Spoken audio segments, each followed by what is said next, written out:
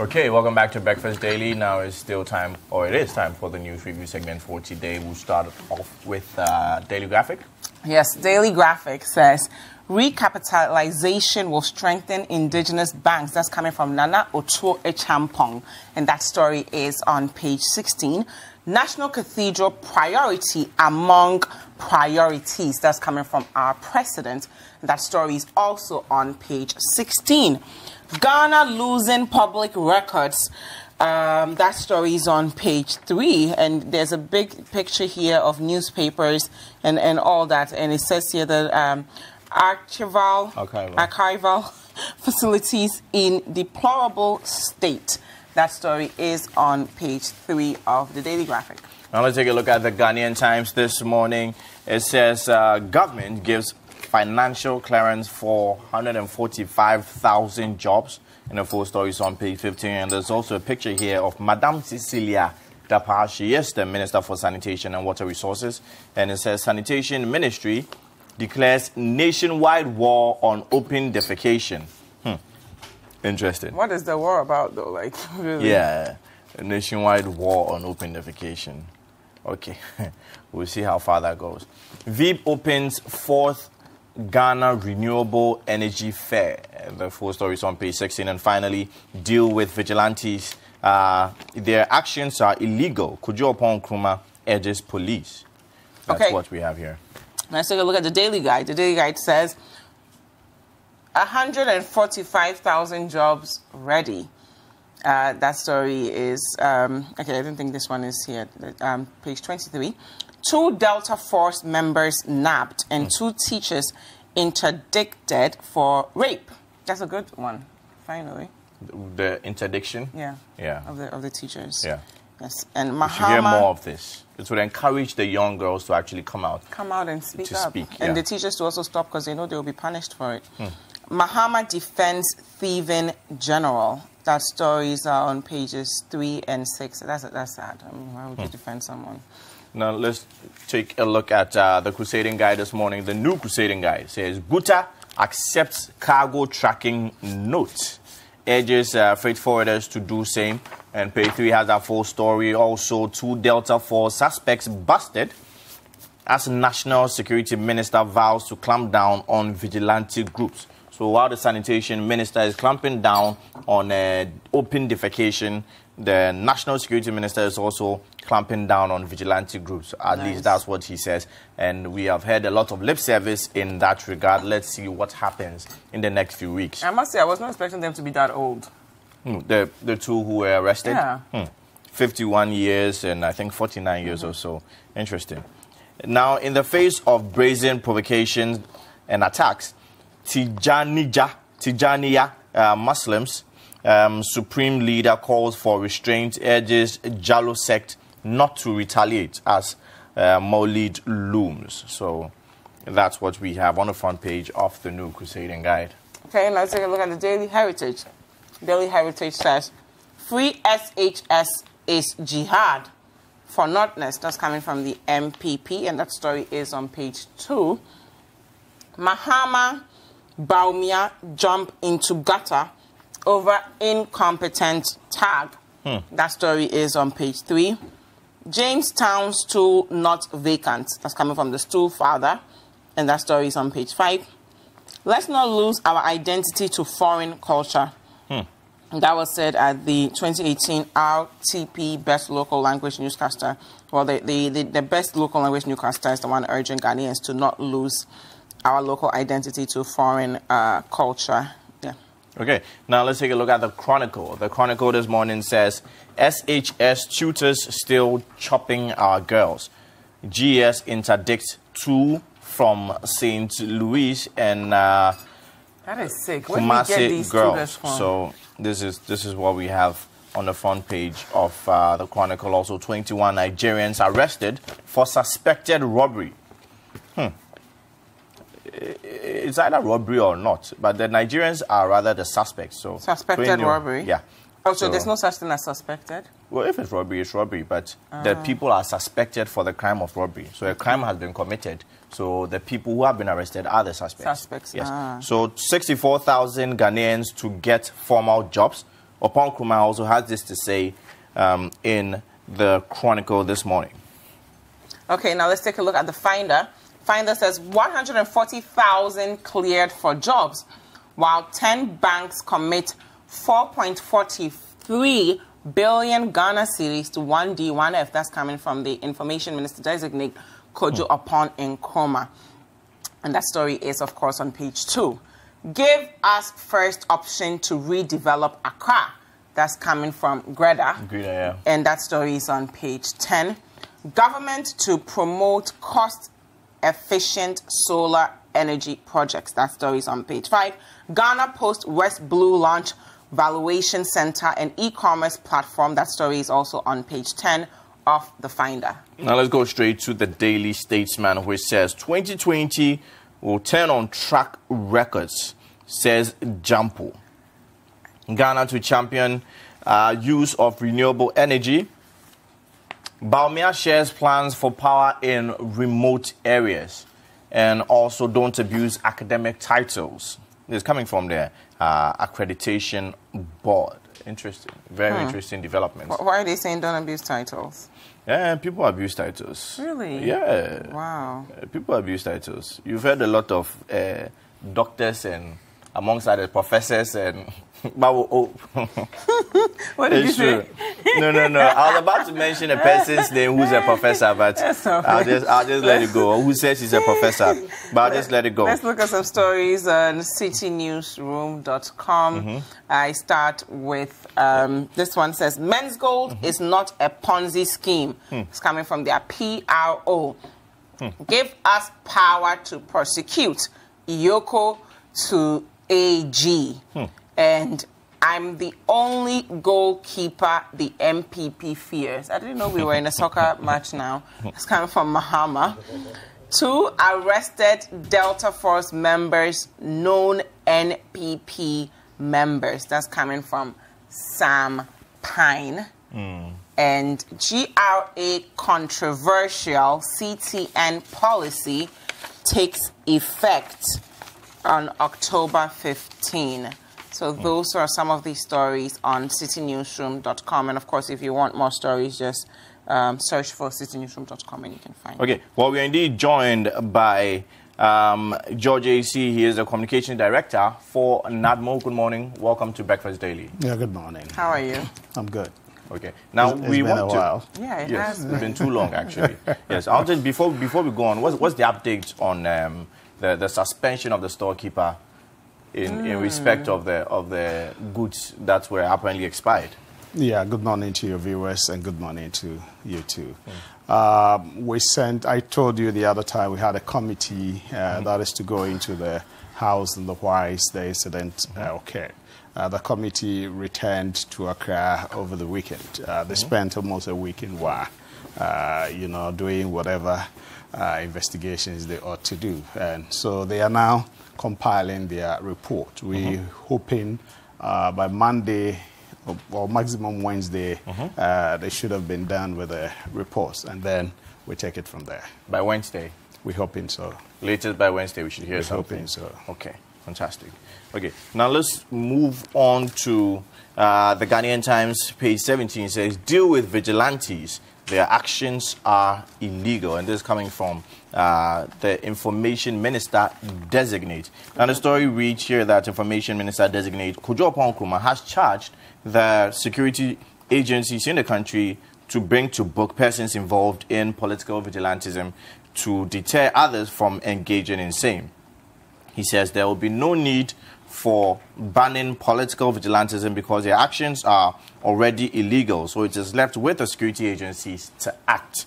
And the judiciary, he said, must also heed to the call by the President Nana Addo Dankwa Akufo-Addo and give offenders of the laws stiffer punishments to put off people who may be involved or considering perpetrating such illegality. So we'll start off with George AEC. We are indeed expecting Sam George of the NDC who may be joining us shortly. George. Yeah, thank you. I tried to recollect Wilberforce, right? Yes. Yeah, and my sister, Jifa, yeah. I wasn't going to help you out with that. Yeah, I think the minister-designate has said it all.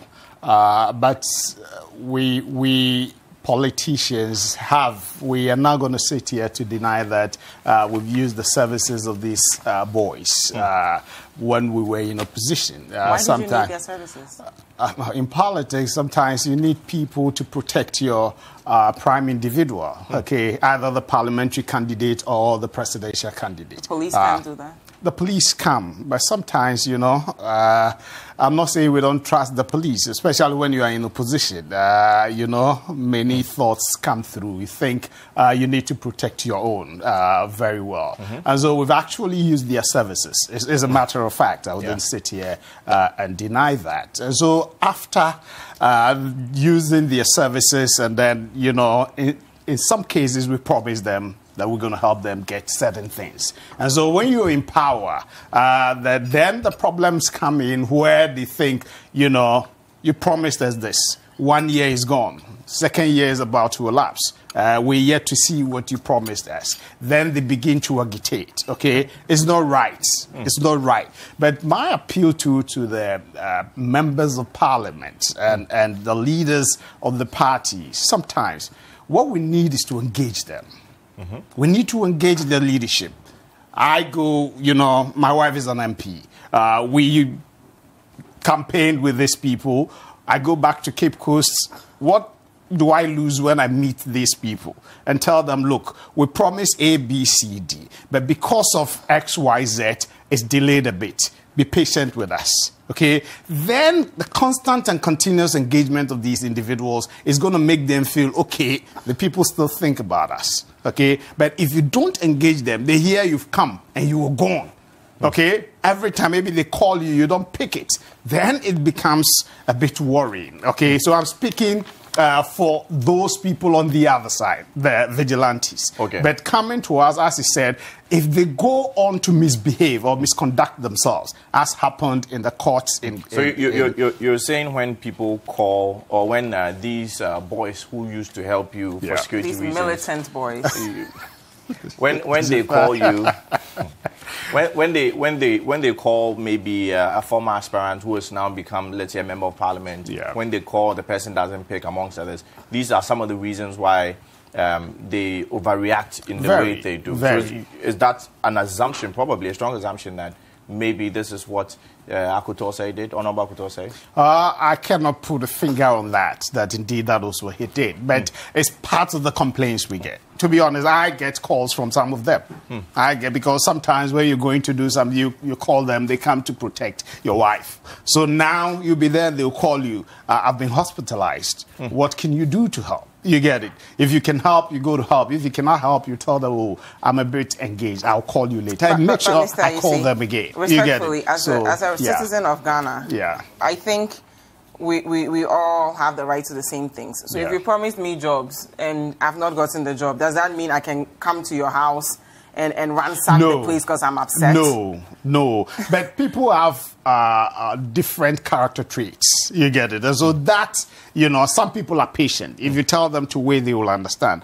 Others are not patient at all. So we make the extra effort to meet these militant groups because they don't have jobs. Meanwhile, millions of Ghanaians don't have jobs just like them. Oh, no, yes, you know, we are making the efforts. You know, the MPP, one of our flagship promises was job creation, right? And so we've promised every Ghanaian job.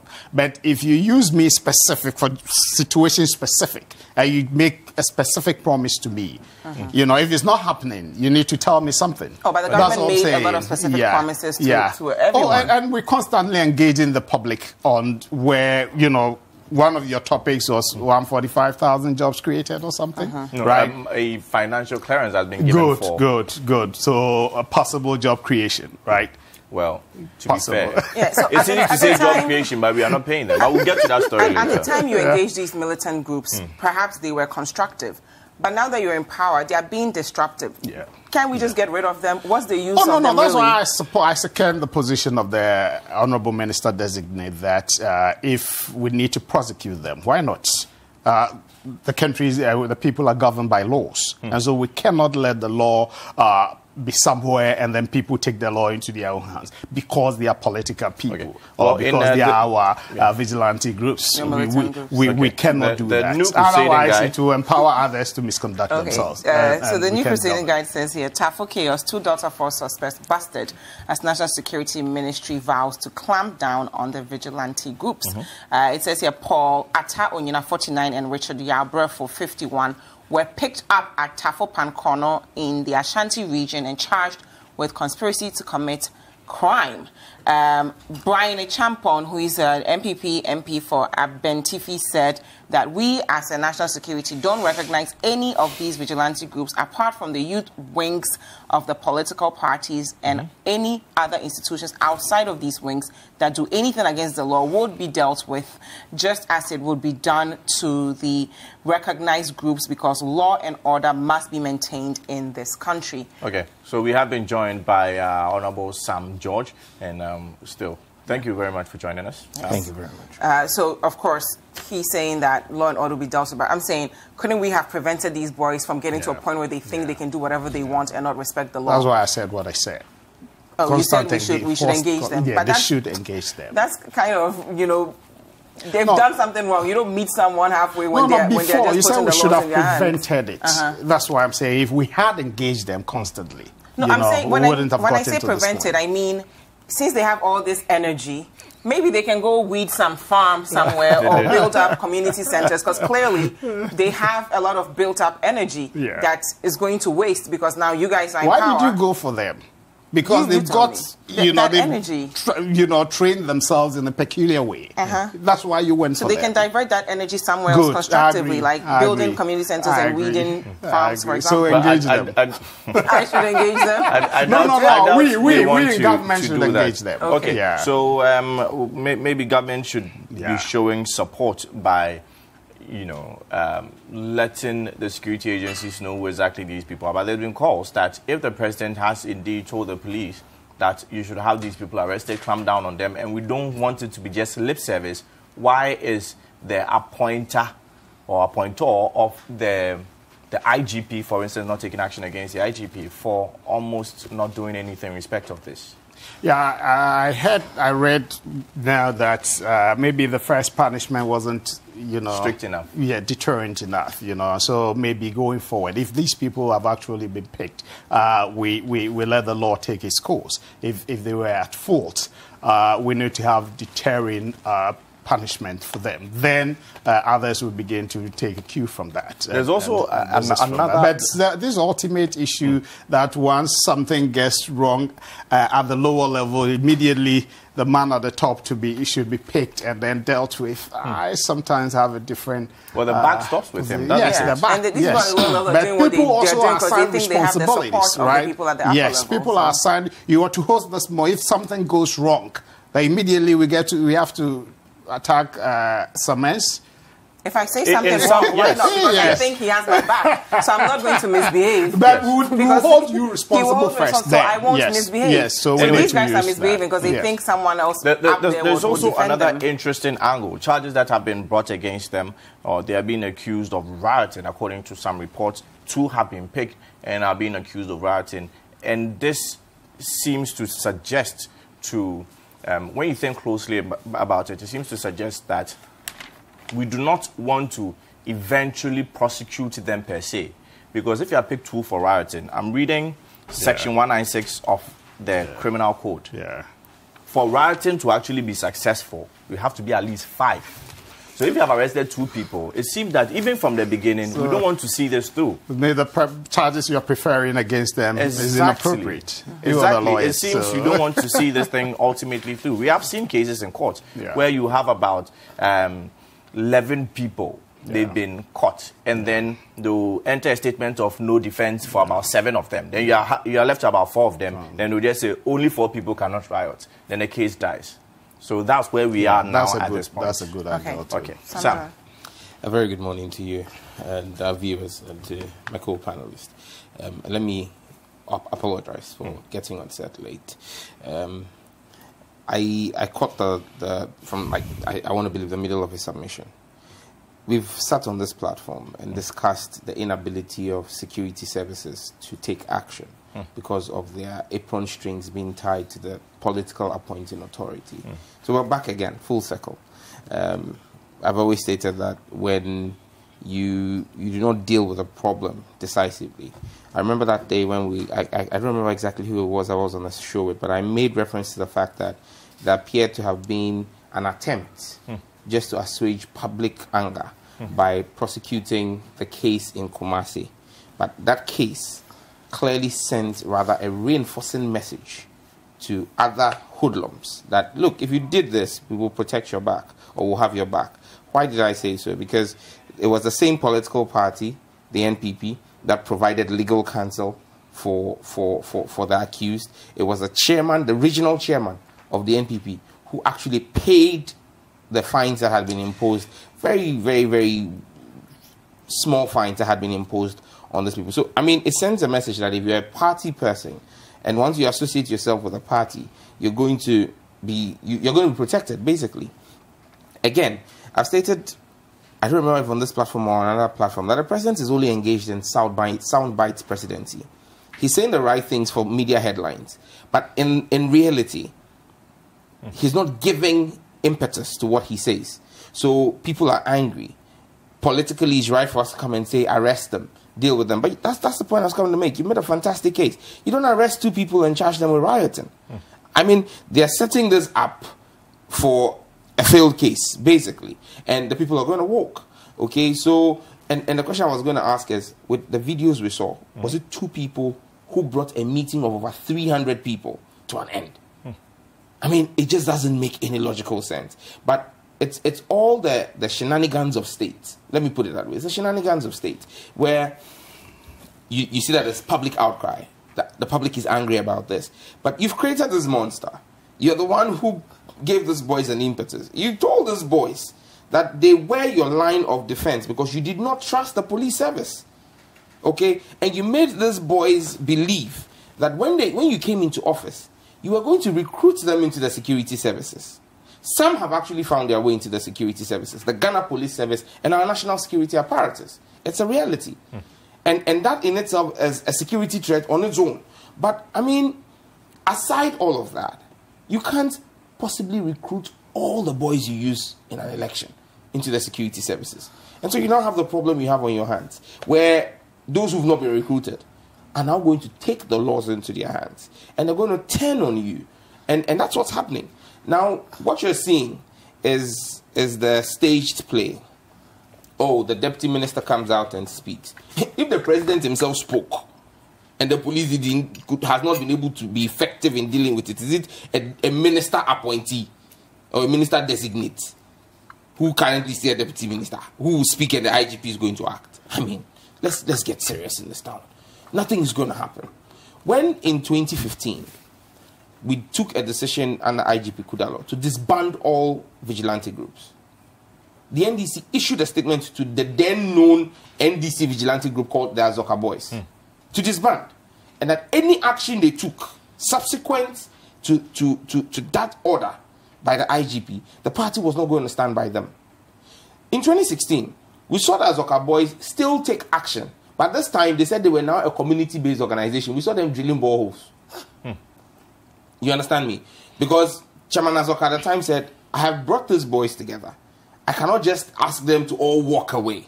So then they now channeled that energy into doing community interventions. So boreholes, schools that maybe they were able to source some funding from within government, then they go and build. Can the NPP take a leave from that? At that time, they decided to now bring in the Delta forces and all of those things, the invisible forces and all of those things. Now you're in power. You need to find ingenious ways, because take it from me, you can't disband those boys and just ask them to walk away. The Bulgar Bulldogs belong to NPP or NDC? Bulgar Bulldogs, is their people. They have regional group units, so Volta region, Volta Crocodiles. Central region, Central Pelicans. I mean, they are everywhere. You're creating them? Oh no. The Bulgar Bulldogs, the Bulgar Bulldogs were the ones who, when Chairman Adams Mahama was titrated, you know, when they did the chemical reactions on his body, unfortunately. No, I don't think that's a fair comment. But no, let's not. It was chemical titration. Yes, no. He's deceased. Let's very well. Let's when the chemical attack happened on Chairman Adams, It was the Bulgar Bulldogs who came out and issued an ultimatum that they didn't want anybody to enter the region. I mean, it's a group. Tracy, you need a pipette. Let's move on from that because the person lost his life. But see, the fact of the matter is, you've allowed this cycle to go on. And look, I have always said, when it comes to the security of the state, I don't play politics with it. I made a point about some of them finding their way to the police service, some finding their way into national security. It's not peculiar to this government. Well, I will not sit here and say that the first time foot soldiers have just been moved into national security or the police service as this government. But when do we say enough is enough? Because look, in other jurisdictions, people who work for clandestine organizations like the National Security and the BNI do not announce their presence. But in Ghana, the first thing you see is a big water phone on the side of the person. And as soon as he walks in, I'm National Security. How do you get effective? You're a BNI officer. You're supposed to be an intelligence gathering officer. Kwame Nkrumah used the ISD, Information Services Department, as his principal intelligence gathering unit. Used the ISD and the BNI. And that's how the BNI was actually a spin-off from the ISD. People who would sit and you think are drunkards were the people who were gathering intelligence for the state. The CIA, the Mossad, the KGB, or FSB as it's called now. You should be wrapping up. How do they operate? But in Ghana, because we just pick people who are macho men whose core competence is slapping electoral officers and picking ballot boxes, and then they have built up muscles. Intelligence, in terms of the word intelligence, is missing in their makeup. All you do is you pick them because of their fiscal structure and put them in national security. But I appreciate the fact that you did concede that this happens with both NDC and MPP. Oh, Master, I've told you that when it comes to security, see, if our security system breaks down and chaos breaks up, they're not going to ask, are you NDC or NPP when the beating starts? They will beat all of us and shoot all of us. So there are certain things we don't play politics with. But you see, there is a bigger burden on the man who sits in the position of control and power now. Me, I can talk from now till tomorrow. Would the IGP listen to me? No, I don't have that control. But if the president speaks, and when he speaks, it is not just sound bites. Once the cameras are turned off, then he says, allegedly. I mean, well, yes, it's allegedly, but the ripple effects that we see lend credence to that school of thought. Okay, if we really see the fact that the president says deal with them, and we see the Ghana Police Service can go and find cocaine that is buried in foundation. They can find dead bodies that are buried in foundation. Ghana Police, don't joke with them. Theirs is police witchcraft. They can do anything and everything if they are given the free range to work. When Combien was going to be arrested, where did they find Combien? Yeah, that's you understand me? They can work when they want to work. But the problem is, every policeman is waiting for the Oga at the top to give him clearance, because he doesn't want to go and pick the person. And then Mr. Yisi will call and say, hey, do you know the guy you picked? He was the one who protected me, my police station.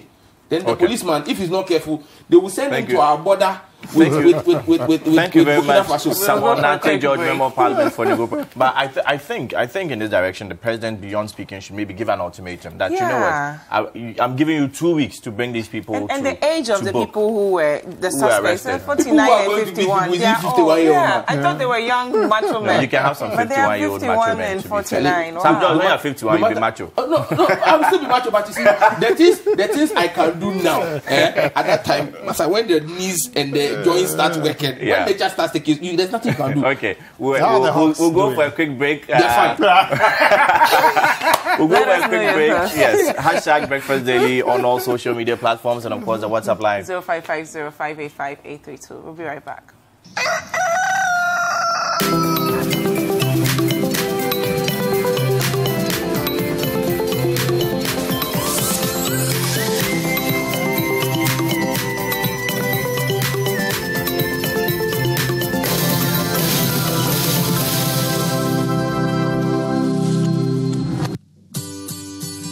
City TV is live. City TV is a free-to-air digital channel. On a digital TV, please press menu on your remote control and run a new search on your TV.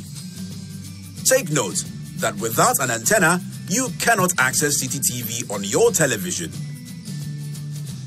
City TV can be accessed on a free-to-air digital box like GoTV and StarTimes box. Tune into City TV and experience your world. City TV, it's your world.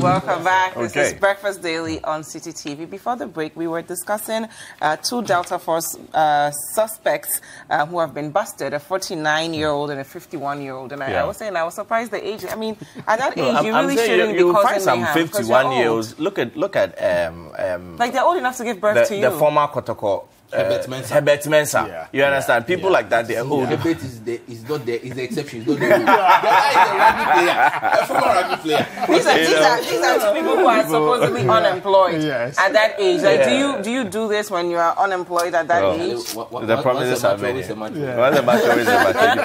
Anyway, 145,000 cleared for jobs, while 10 banks commit 4.43 billion Ghana cedis to 1D, 1F. I'm reading from page 2 of the final this morning. Government has granted financial clearance for the recruitment of over 145,000 workers. And the story goes on to say that the breakdown is as follows. 24,000, or in excess of 24,000 health workers, over 9,500 educational workers, 4,000 police recruits, 3,527 security personnel, and also the rest are 2,700 agricultural extension officers, 1,049 local government workers, 20,000 afforestation workers, whom we know that they have still not been paid, and 100,000 Nation Builders Corps trainees, NAPCO. We're bringing all these people on board. So financial clearance has been given for these workers. I'll start with you, George. Yeah, thank you. I think it's a good step in the right direction because, as I said earlier, the major or flagship promise of this government during the 2016 election was job creation. And as a result of that, we spoke about 1D, 1F, one village, one dam, 1 million, one constituency. One constituency and co. And so all those were, you know, things that pointed to the individual that indeed we mean business. Okay, and so having come into office, we'll be getting to the point where we said the state of the economy that was inherited, we needed to stabilize the macro sector of the economy, which then can be translated into the micro. And that is where jobs, industries, and others are then created. And so these are formal jobs in the formal sector. But we know the private sector is what is to drive the growth. And, you know, we are center-right people and believe in the liberal system, right? And so we need to empower the private sector. Fortunately, doing so is a thing of the past, right? And so individual businesses are able to get some people employed in their sectors. We've not put figures to that. This one of the formal sector, very nice one is the NAPCO. Because we've had Unemployed Graduates Association. And we were in a position then saying it was the creation of the John Dramani Mahama, His Excellency's government, where my brother, Honorable Sam George, belongs. Okay, and so it's been, and we were seeing them having meetings and coming out with declaration in the public space. So any serious government or group that takes over the governance of the nation must make that a priority. Graduates. Okay, so the question, graduates are coming into the system and being left ajar. The question is, we are now seeing news of financial clearance. Good. So if you do not have financial clearance, why did you employ? Because it says over 20,000 youth and afforestation workers. Why on earth would you employ people for 5-6 months when you know you are unable to pay them? Why?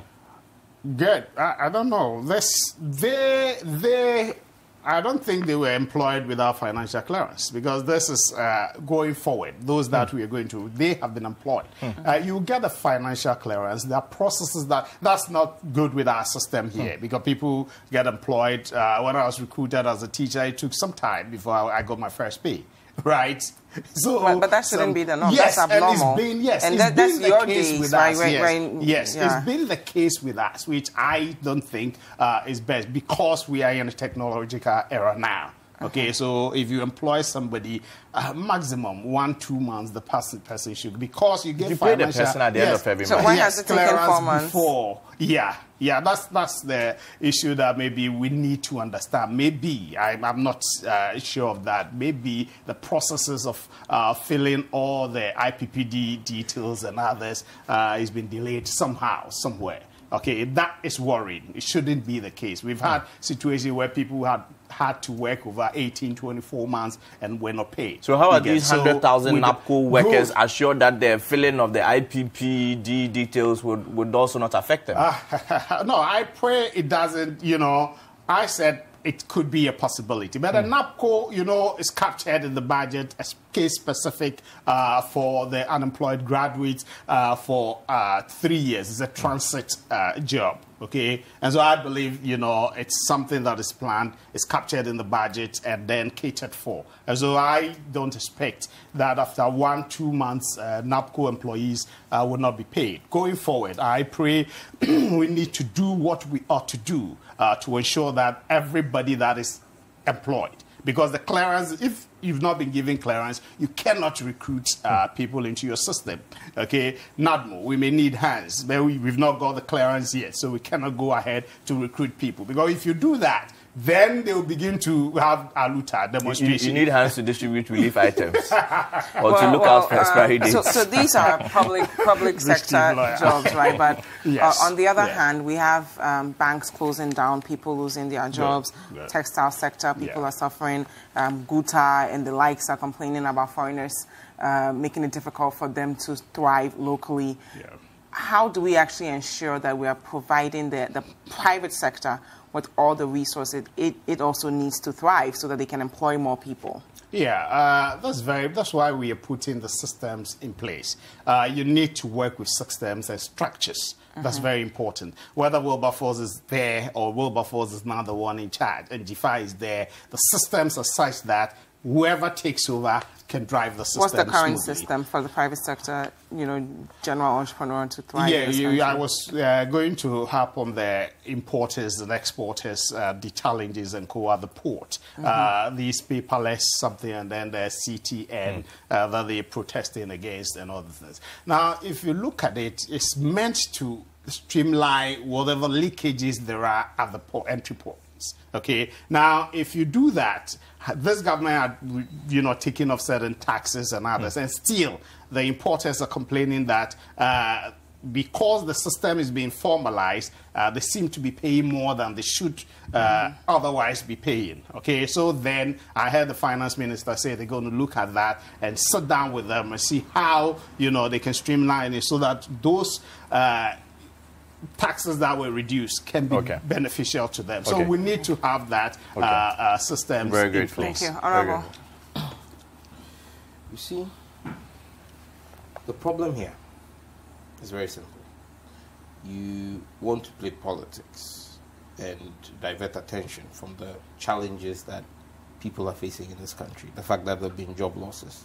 The fact that over a year after the close to 2,000 staff who were affected in the collapse of the first two banks, Capital and UT, have still not received any of their compensation packages.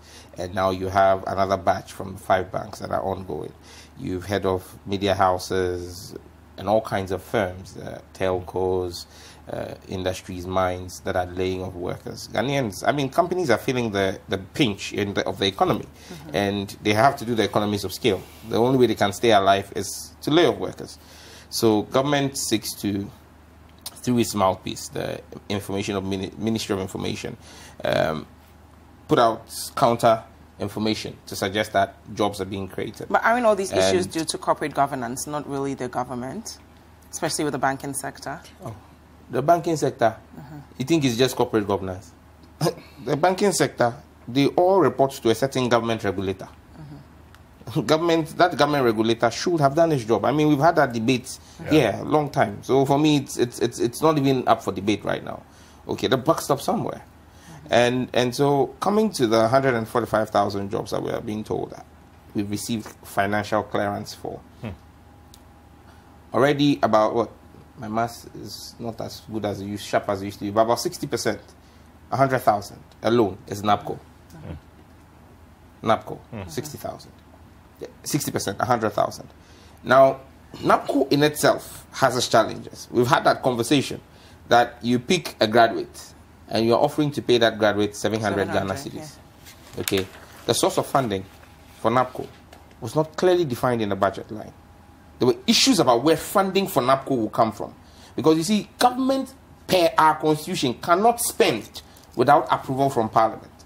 And so when they came for the midterm review, they tried to find some budget lines in there, carve out space somewhere to pay for NAPCO. Now, that comes at a cost to the state. Because originally, your revenue is not increasing. In fact, you are not meeting your revenue. So you're going to contract a foreign firm to come and help you meet your revenue targets as government. But the problem for me here is you're talking about jobs.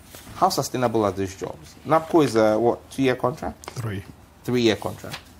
Okay, so it is not a job that you know gives you a certain level of stability beyond 3 years. The 3 years that you are there, the state is not paying social security for you. You understand me? So basically, I'm asking myself, is the state not even breaking the labor laws? Because our labor laws are clear. When you employ somebody, you should pay towards their pension. This is NAPCO 100,000. They don't have that facility put in place there for them. Secondly, when you look at the other ones, you spoke about the 20,000 in afforestation, youth in afforestation. It's all over the place. I mean, those who have already been recruited are beginning to complain. They've been working for 4 or 5 months. They're not getting their pay. You understand me? And so when it comes to all the places where you claim you are creating jobs or you've gotten financial clearance, it's one thing to get financial clearance. It's another thing to do the recruitment. In the health sector, they say almost 9,000. Health sector. 9,000. Yeah. It's about 9,000. No. Breakdown 24,000 and 33 in the health sector. Yeah. Oh my goodness. So over 24,000. Can we all clap for John Mama? Why? The health sector, why are the people going to work? Health sector workers, it's not hospitals they work. Has this government built one hospital? But what does this have to do? I mean, you're creating jobs. Even the already built hospitals needed nurses. Wait, I will show you. Health workers, they're not going to work at Makolau. They're not going to work in classrooms. They're going to work in health facilities.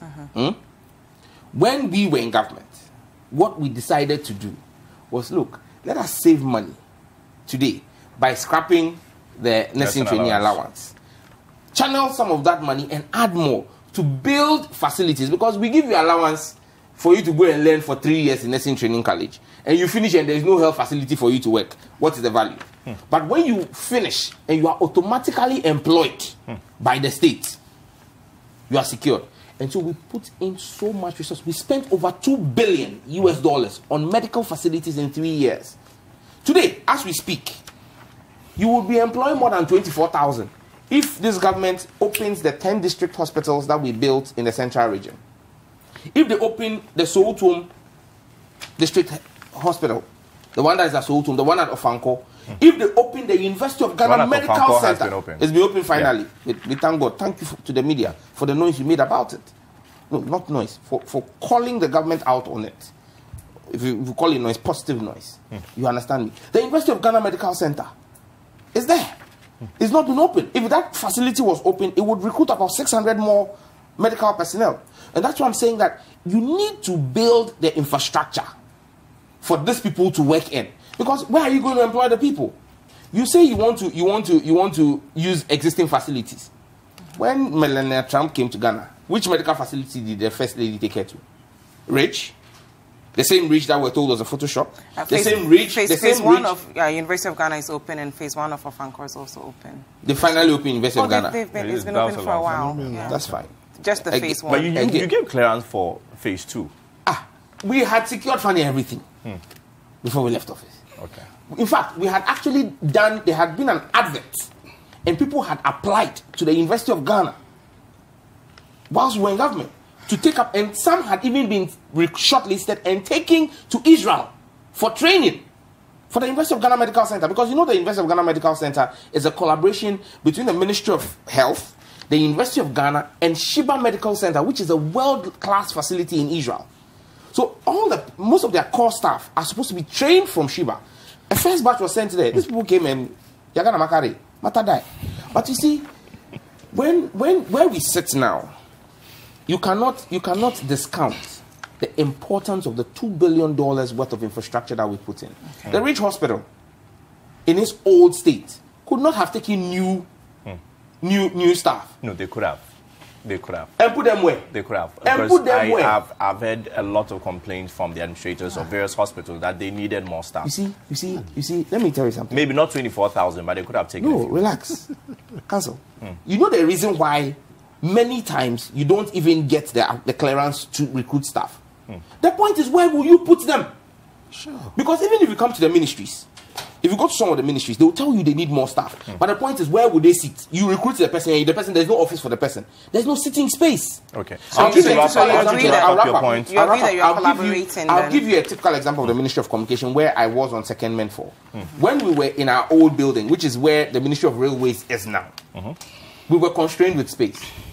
In fact, some of our staff had to be at the ISD and all of that. When we finished our new building and moved in there, we could make a request for financial clearance to recruit more. And that's the point I'm making, that, yes, the hospital may have been stretched, but when you don't have facilities to take more nurses, where would you put them? Okay. Thanks to John Mama, you've not just gotten a facility, you've gotten a facility with residences for nurses. Okay. Thank you very much. So you're both collaborating. You've created the infrastructure. We fixed between 2012 and 2016, backlog of nurses were left at home because we were building hospitals. Now just to talk about our next story. Most grateful. Now our next story says Mahama Bawumia jumped into gutter over incompetent tag. I'm reading from page 3 of the Daily Heritage this morning. It says former President John Dramani Mahama has descended into the gutters and called the bluff of the Vice President, Dr.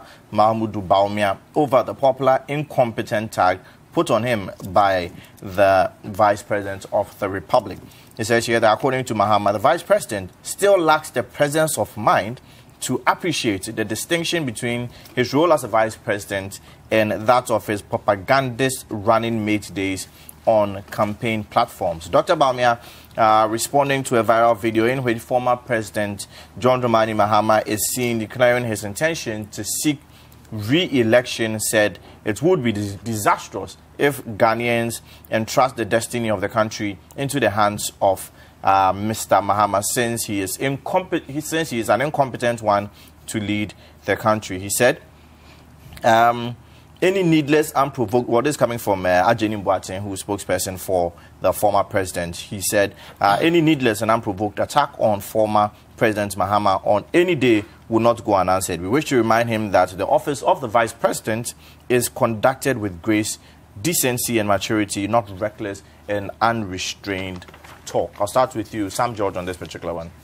I disagree with the headlines that says that Mahama and Bawumia jumped into the gutters. Mahama has not gone into the gutters. Bawumia is the one who has jumped into the gutters. It would not be out of place to call him the line one, because, I mean, several things he said to us has failed to deliver.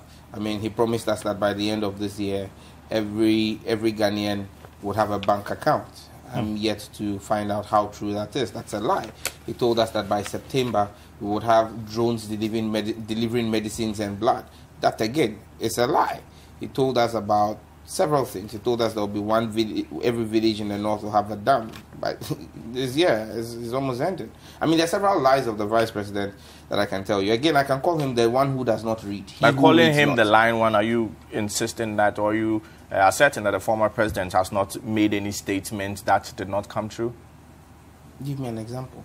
Oh, wow. Okay, go on. Yes, give me an example. Go on. Good.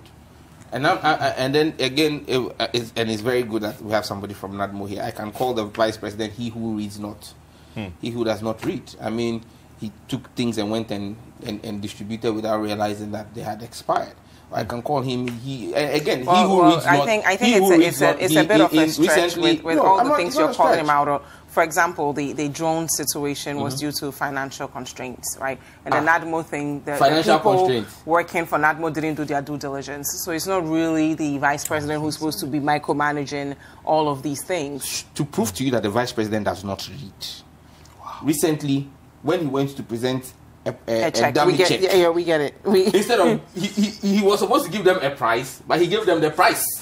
Again, are you saying the vice president is the one who printed that check? If he read and he had seen that, he would have not presented it. But because the vice president does not read, and he wakes up and calls somebody incompetent, the incompetent one that he refers to built the Kwame Nkrumah Circle interchange that has made it possible for business activities in Accra to be improved.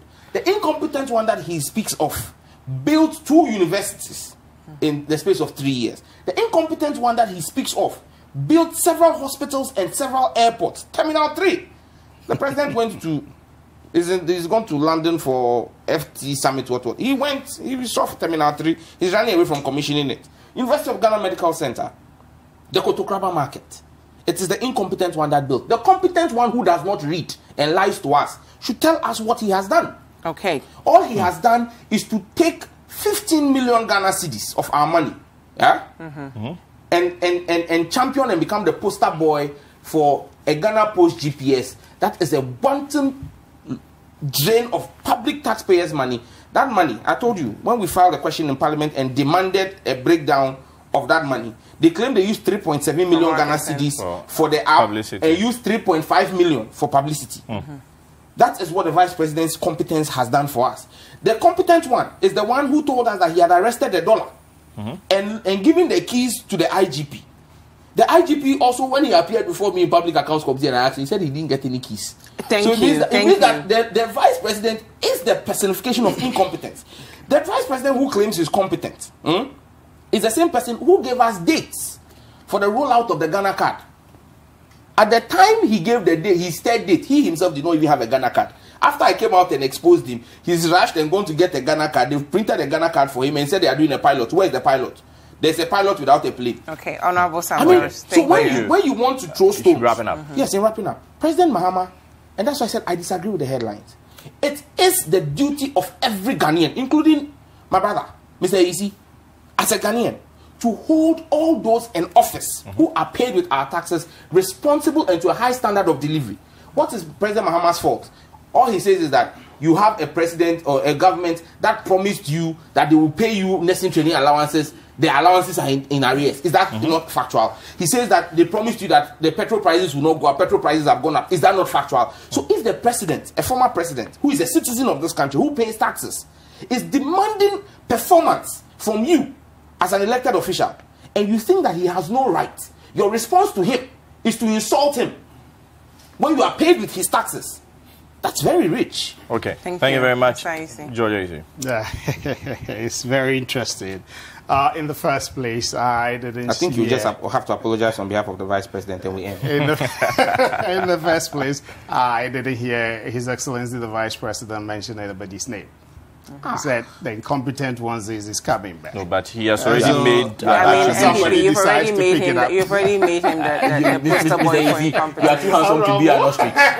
You are too handsome to be an ostrich. All right. Okay, go on. Good. So, what that is there, and that response, was as a result of a statement made by the former president somewhere that it's easy to give lectures, right? Economic lectures. Any professor or PhD can give lectures. But the reality is when you're in government, you are to deliver. Do you agree with that statement? Of course. Okay. Of course. Okay. And then in doing the analysis or the assessment, we have something in my we call trend analysis. If you do trend analysis, you get to know whether when Wilberforce was handling the thing, what was the percentage loss in value?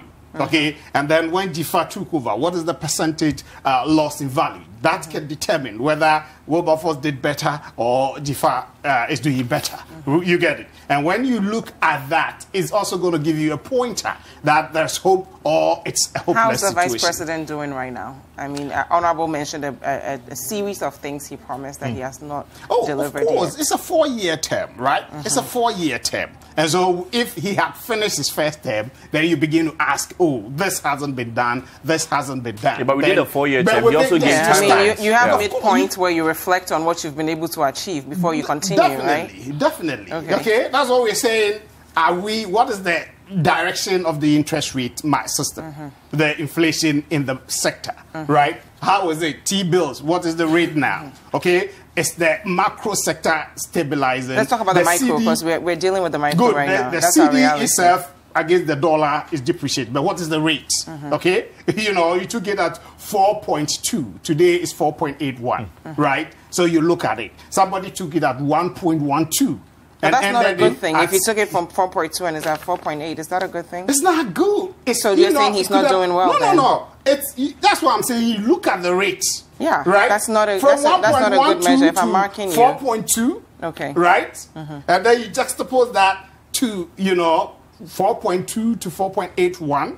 Okay, you look at those things. So it's very important. It was 1.2 in 2009. 1.12. You can in check 2009. It. Yes. Okay. You should be wrapping up. Please wrap up. I think you're done. No. I'm surprised. wrapping Barrister up. is saying I should wrap up. That's wrapping all. up. But what's important is, in politics we have jabs, right? The vice president just gave a jab, and then the whole NDC machinery, it's just shivering and cool. And besides, the NDC is yet to choose their leader. Okay, that is what they are doing. And so I understand the former president, attacking the current government.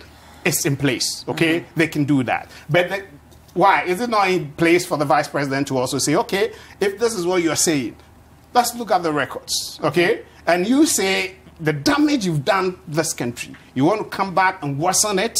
He's throwing it to respond whether indeed you damaged the economy or you did it. Okay, the state of economy then and the state of economy now. I think we are on the right track. Okay. Please, let me just read briefly. 30 seconds. Yes, Briefly. I'm reading from page 12 of the NPP's manifesto. And then let's ask the questions. If you can read it within 20 seconds, that'll be In fact, I'll be very fast. 15 seconds. Teachers are suffering. Teacher trainees are suffering. Nurses are suffering. Nursing trainees are suffering. Patients are suffering. Students are suffering. Traders are suffering. Pensioners are suffering. Drivers are suffering. Contractors are suffering. Civil servants are suffering. Farmers are suffering. Fishermen are suffering. Industries are suffering. Artisans are suffering. Kayaye are suffering. Men are suffering. Women are suffering. Children are suffering. Ghanaians are suffering. Because of Has this. this changed? No. Okay. Well, they have a 4-year mandate, so let's see how that goes. Has this changed? Thank you very much, Honorable Sam George, and of course... And just to let him know, the NDC machinery has not cranked into gear yet. Thank you. They have admitted it's okay. that President Sam Mahama George, is the flag if you wanted to say all this, you should have come earlier. They're not attacking. Thank you very much, Sam George. That is He's below He's Honorable Member of Parliament for Ningo Pram Pram. Thank you so much for joining us as always. And also, George AEC is Communication Director for NADMO. Yes. So, yeah. Don't forget, today is World Mental Health Day, so we have someone in the studio that's going to help us talk about that. So you don't want to miss that conversation. Also. Yes, breast cancer. May God bless all of us and make our lives like the guys whose job it is to wake up and That's go not to a work. good thing. Sometimes don't say that. We'll be right back. That's not a good thing. Congratulations to you. Thank you very much, Sam George. We'll be back. Thank you very much.